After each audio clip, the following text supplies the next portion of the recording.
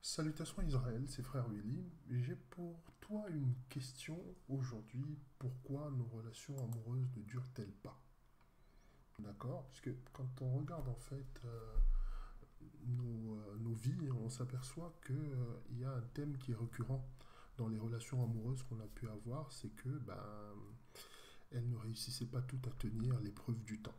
Alors, il se peut que toi, tu fasses partie des élus qui ont réussi à garder une relation amoureuse dans le temps et tu es toujours avec la même personne dont tu es tombé amoureuse ou amoureux, peu importe, et que tu as réussi à capitaliser dessus dans le cadre d'un mariage. Mais la plupart d'entre nous, eh bien, on remarque qu'il y a quelque chose qui est récurrent dans nos vies, c'est le fait que les relations amoureuses, ça ne tient pas, ça ne marche pas.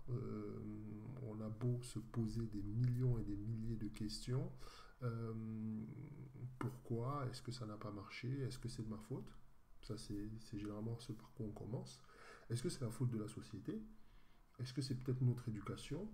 Euh, Pourquoi, en fait, les relations, elles échouent lamentablement? Alors, avant de rentrer dans toutes sortes d'élucubrations et toutes sortes de réflexions ou d'hypothèses, il faut d'abord qu'on comprenne ce que c'est qu'une relation.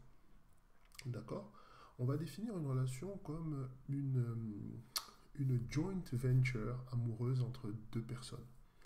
Cette joint venture, qui à la base est amoureuse, implique aussi d'autres dynamiques. Des dynamiques qui sont financières, d'accord, des dynamiques qui sont spirituelles, et bien sûr des dynamiques qui sont d'un point de vue d'intérêt, en fait. D'accord? Donc, les- quand on regarde, en fait, la raison pour laquelle nos relations échouent, c'est que nous avons tous une vision souvent des relations qui n'est pas appropriée. D'accord? Alors, si on me demande pour moi qu'est-ce qu'une relation, eh bien, je te dirais qu'une relation pour moi, eh bien, c'est le rendez-vous du donner et non celui du recevoir. La plupart du temps, quand on rentre dans une relation, on vient dans l'idée que la personne qu'on aime doit nous donner.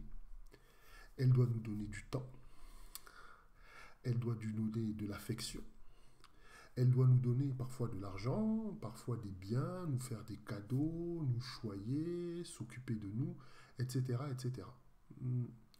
Alors, ça, c'est une vision qui émane en fait de plein de choses, de notre paradigme d'abord, de notre éducation ensuite, et puis aussi, vous savez, les films qui contribuent beaucoup à forger la vision que nous avons des choses. La plupart d'entre nous ont connu, entre guillemets, l'amour d'abord au travers de films, hein. Au travers de films, au travers de romans, bien sûr au travers de ce que nos entourages a pu nous raconter sur ce qu'est une relation. Ok. Donc, toutes ces idées-là, en fait, lorsqu'on on part sur cette base-là, on part sur une très mauvaise base parce qu'on vient avec une liste de l'amoureux ou l'amoureuse idéale. D'accord? Elle doit être gentille, elle doit être belle, elle doit être riche, elle doit être... Cette personne idéale que nous recherchons, dont nous sommes fait plus ou moins un portrait assez fidèle, d'accord? Eh bien, elle doit nous apporter toutes ces choses. Le questionnement que nous n'avons pas, c'est, certes, cette personne nous apporte toutes ces choses, mais qu'est-ce que nous apportons à la personne? Parce que c'est ce qui est le plus important. Lorsque vous êtes dans une dynamique où chacun doit apporter à l'autre, d'accord, la relation, bien sûr, dure beaucoup plus dans le temps. D'accord? Il faut bien comprendre que une relation, d'accord, amoureuse, c'est d'abord le rendez-vous du donner et non celui du recevoir. Donc, lorsque nous avons une approche qui est égocentrée de la relation, eh bien, tout revient toujours à nous, à nous, à nous, en nous encore. Le but de la relation devient celui de nourrir notre moi, c'est-à-dire notre moi social, notre moi psychique, et puis notre moi sexuel aussi, parce que voilà. Bref, la relation est là pour nous nourrir. Le problème, c'est que les besoins du moi, eh bien, ils sont infinis. Ils sont infinis dans le temps, ils sont infinis dans l'intensité, et plus on satisfait nos besoins de notre moi intérieur, eh bien, plus il en demande. Vous savez, c'est un peu comme un junkie, un drogué. il essaye plusieurs drogues, d'accord? Et à partir d'un certain moment, eh bien, quand une drogue ne le fait plus planer, il en demande une autre encore plus forte, et ainsi de suite, ainsi de suite. Et c'est comme ça que notre ego est. Plus on le satisfait dans ses demandes, plus ces demandes augmentent en termes d'exigence, en termes d'intensité.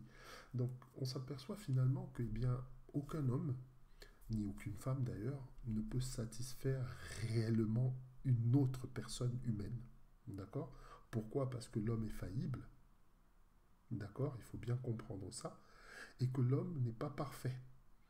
Ça aussi, il faut le comprendre. Donc, à partir de ce moment-là, tu comprends qu'aucun homme et ni aucune femme ne peut t'apporter réellement le bonheur. Il peut y contribuer. Mais le bonheur, c'est d'abord une quête qui est personnelle, qui est individuelle. D'accord? Donc, ça, c'est un principe que tu dois avoir. Savoir qu'une relation, eh bien, c'est un moyen de contribuer à ton bonheur. Et non pas un moyen, d'accord, d'obtenir le bonheur. OK? D'autre part, tu dois comprendre qu'une relation, c'est le rendez-vous du donner et non celui du recevoir. Une fois que tu as éliminé cette cause-là, c'est-à-dire une vision erronée de ce qu'est une relation, eh bien, il y a trois choses que tu dois retenir dans une relation. Trois choses qui soutiennent une relation, qui permettent à une relation de tenir dans le temps. En termes de... C'est comme un peu comme les points vitaux d'une relation. D'accord? Il y a la loyauté, il y a le sacrifice et il y a la monotonie. Ça, c'est trois éléments qui sont très importants et on va développer ensemble et puis tu vas comprendre.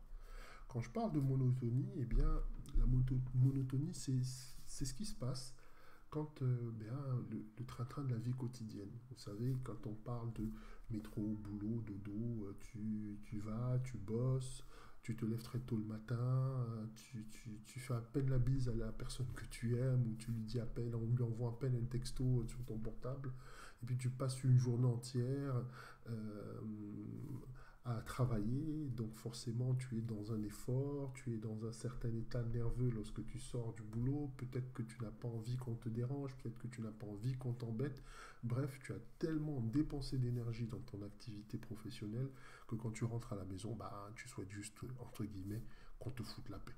Excusez-moi l'expression. Voilà. Mais une relation te demande justement de gérer. Le problème avec la monotonie, c'est que elle rentre dans tous les domaines de la relation. D'accord? Elle rentre sur le plan physique.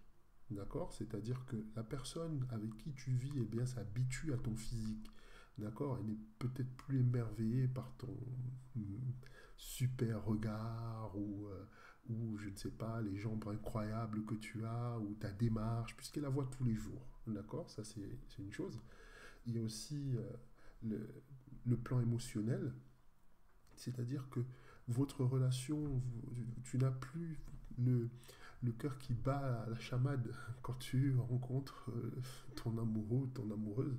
Ça devient quelque chose d'un peu moins explosif en termes de sentiments. Donc, ça, c'est un autre plan. Il y a aussi le plan sexuel, c'est-à-dire qu'à force d'avoir des rapports avec la même personne, il y a une certaine monotonie qui s'installe. Donc, ça, c'est trois plans que tu dois gérer dans ton, dans ton, dans ton ménage, dans ta relation avec quelqu'un. Tu dois gérer ton physique, tu dois y veiller, tu dois veiller à ton apparence, à changer d'apparence, à changer de style. Sur le plan émotionnel, eh bien, il faut savoir renouveler ton énergie, d'accord, au travers du jeûne et de la méditation. Sur le plan sexuel, ben, il faut savoir renouveler l'énergie de son partenaire ainsi que la tienne. Ça, c'est quelque chose que on va aborder peut-être dans le cadre d'enseignement un peu plus privé, puisque la sexualité, réellement, ça a à voir vraiment avec l'intimité de chacun. Après, une fois quand tu rentres dans une relation avec quelqu'un sur le long terme, eh bien, il faut comprendre ce qui se passe. La monotonie, elle rentre quand est-ce que, en fait, le monde extérieur commence à prendre dessus sur ton monde intérieur. Voilà, concrètement, c'est ça. C'est-à-dire que la réalité de la matrice, elle commence à prendre le dessus sur la tienne, Et du coup, tu deviens trop sensible à ces énergies, à ces vibrations externes. Je parlais tout à l'heure, par exemple, du boulot qui t'absorbe toute ton énergie créatrice, qui t'absorbe toute ta volonté. Et du coup, quand tu sors du boulot, ben, tu ne veux pas parler, tu ne veux pas communiquer, tu as besoin d'être seul parce que, en fait, tu sors d'un intense effort émotionnel, physique et aussi spirituel. D'accord? Bon, là, je parle de ça parce que ça a un impact dans le couple, ça a un impact dans le ménage. Et pour ça, il faut comprendre exactement ce que tu es. Tu es une source d'énergie, tu es de l'énergie en fait, et cette énergie-là, elle doit vibrer à un certain niveau pour que, entre guillemets, la matrice ne te détruise pas. C'est-à-dire que la vibration de la matrice ne doit pas absorber la tienne. Une fois que ton boulot et une fois que le train-train de la vie quotidienne commence à t'absorber, tu deviens trop sensible, eh bien ça a un impact direct sur les relations que tu as avec des gens, donc ça a un impact forcément direct dans la relation que tu as avec ton partenaire ou ta partenaire. Donc voilà, c'est ce qui fait en sorte qu'à un moment tu commences à voir le verre à moitié vide alors qu'il est à moitié plein, etc., etc., etc. Donc du coup, tu ne peux plus apprécier des choses simples, hein, comme une parole gentille, comme un moment ensemble, comme les qualités de ton partenaire ou de ton épouse ou de ton proche. Bref, c'est tout ça qui fait le sel et le ciment d'une relation. Donc là, j'ai parlé de la monotonie. Un deuxième point qui est très important, c'est celui de la loyauté. Alors, on va définir d'abord la loyauté. Pour moi, la loyauté, ben, c'est la fidélité de quelqu'un à l'égard d'une autre personne ou de quelque chose qui se manifeste par le respect d'engagement, de règles et d'honneur. Donc là, c'est une définition qui est assez claire, d'accord? Après, les conceptions, c'est autre chose. Chacun a plus ou moins sa version de la loyauté, d'accord? Mais la loyauté, en fait, lorsqu'on parle de loyauté, la première chose qui vient à l'esprit des gens quand on parle de loyauté dans un couple, eh bien c'est l'infidélité conjugale, c'est-à-dire on va voir jeter un œil ailleurs, on va tromper son partenaire ou sa partenaire, peu importe. Non, ce n'est pas juste en termes à ce niveau-là. On ne parle pas juste de loyauté à ce niveau-là. La loyauté aussi, c'est quand tu trompes quelqu'un, d'accord, ou tu trahis quelqu'un par rapport à ses idées ou ses convictions ou son intimité.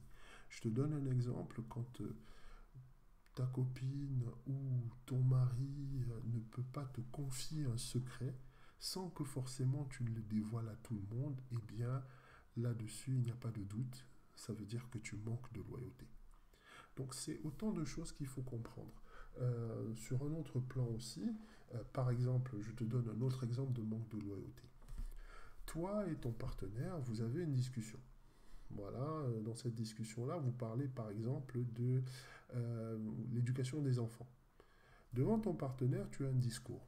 Ce discours-là, eh bien, lorsque ton partenaire te quitte, ou ta partenaire, peu importe, eh bien, reste dans l'idée que bah, vous parlez le même discours et vous voyez le monde de la même façon. Sauf que une fois qu'il a tourné le dos ou qu'elle a tourné le dos, tu tiens exactement le discours inverse en disant même que tu n'es pas d'accord avec tout ce tout ce qu'il a pu raconter, mais que bon, tu joues le jeu parce que. Donc ça, c'est un manque de loyauté en fait. Tu ne peux pas être la personne qui dit oui devant, d'accord, la personne que tu aimes et qui dans son dos va dire non. Il y a aussi le plan, la question des finances. Si ta copine ne peut pas te confier sa carte bleue ou ton gars ne peut pas te confier sa carte bleue sans se poser 10 millions de questions, sans que tu mettes son compte au rouge, bien sûr sans lui demander, c'est qu'on a vraiment un souci au niveau de la loyauté. Un autre élément qui est important pour maintenir ta relation dans le temps, c'est le sacrifice. D'accord? Le sacrifice, en fait, c'est un baromètre dans un couple. Dans un couple qui est en bonne santé, les gens n'hésitent pas à sacrifier. Ils sacrifient du temps, ils sacrifient de l'argent, ils sacrifient parfois euh, leur carrière ou des choses qui sont vraiment importantes.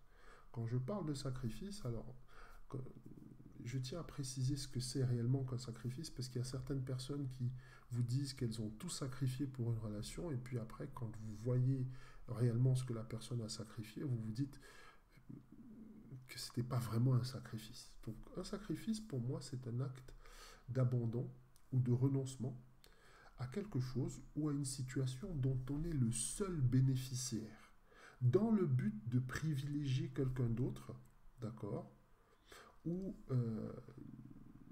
dans le but de faire bénéficier un grand nombre de personnes en dehors de soi. Donc, quand tu te sacrifies, tu souffres.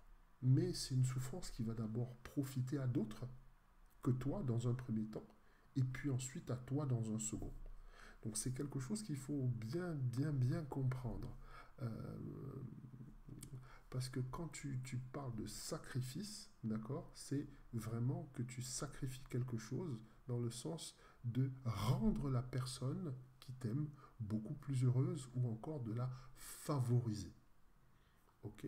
Donc, lorsque tu arrives à gérer ces trois paramètres que je t'ai donnés, d'accord, à savoir le sacrifice, qu'est-ce que tu es prêt à sacrifier pour que ta relation, euh, ton ménage, ton mariage soit heureux?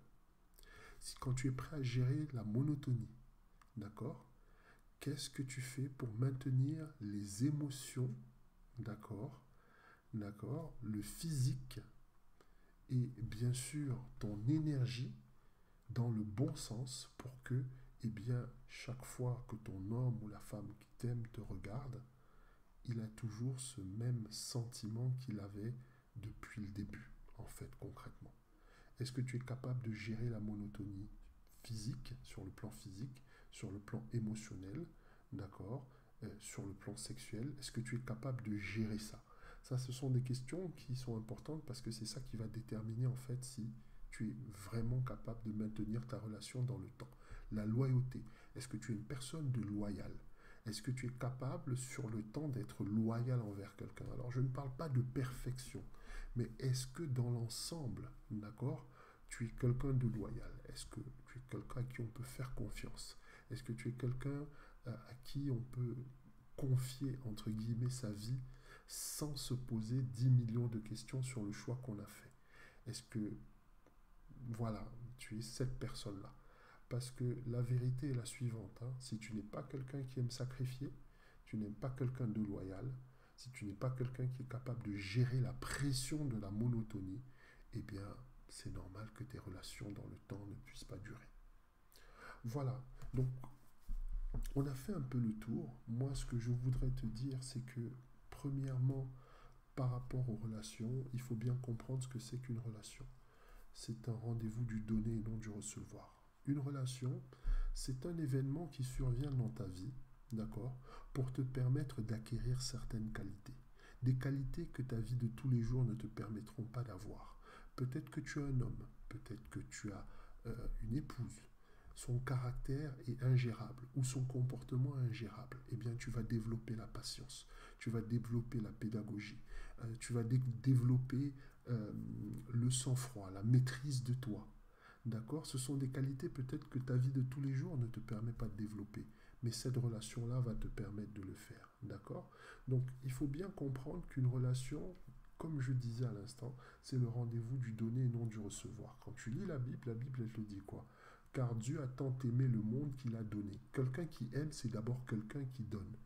Car Dieu a tant aimé le monde qu'il a donné son Fils unique. Dieu a aimé le monde et il a sacrifié par amour. D'accord? Donc nous qui marchons sur le chemin de la spiritualité, de la foi positive, il faut que nous comprenions que dans ce monde matérialiste et totalement égocentrique, le donner est la seule clé qui va nous permettre de libérer notre âme et notre esprit. Donc de grandir spirituellement. Eh bien, une relation est là pour nous apprendre à donner à une petite échelle. D'accord? Celle de notre relation amoureuse, pour que nous puissions le faire dans une plus grande échelle, celle du monde. En fait, une relation, c'est une école de la spiritualité. C'est pour ça que certains d'entre nous courent chaque fois à des échecs répétitifs, parce que vu que c'est une école, chaque fois que tu t'amuses à sortir de l'école, c'est-à-dire que tu casses une relation parce qu'elle ne te convient pas, parce que tu ne te retrouves pas, et que tu t'engages dans une autre, tu retrouves sous une forme différente généralement les problèmes que tu avais laissés dans la précédente. Et tu sais ce que tu vas encore faire si tu n'es pas quelqu'un qui est réveillé, si tu n'es pas quelqu'un qui a une certaine forme de spiritualité, qui a compris, eh bien tu vas encore casser cette relation pour aller encore dans une autre où tu vas encore rencontrer les mêmes problèmes mais sous une façon différente. Donc ça, c'était juste un petit partage avec toi pour te faire comprendre ce que c'est qu'une relation et en espérant que ça t'a inspiré et que ça va t'ouvrir de nouveaux horizons. Donc n'hésite pas à revenir vers moi hein, sur la chaîne YouTube en posant des questions là dans les commentaires si tu as des questions. Euh, N'hésite pas aussi à t'abonner, à liker la vidéo et aussi à t'abonner à la newsletter sur le site frèrewilly.online. Je mettrai d'accord dans le descriptif un lien qui va te mener à l'article sur le blog. Sur l'article, je détaille un peu plus les choses que dans la vidéo, d'accord? Et ça te permettra d'avoir une idée un peu plus complète du sujet dont nous avons débattu aujourd'hui. Voilà Israël, hein, shalom, paix et force à tous et à toutes. Et on se retrouve très bientôt pour un nouveau partage.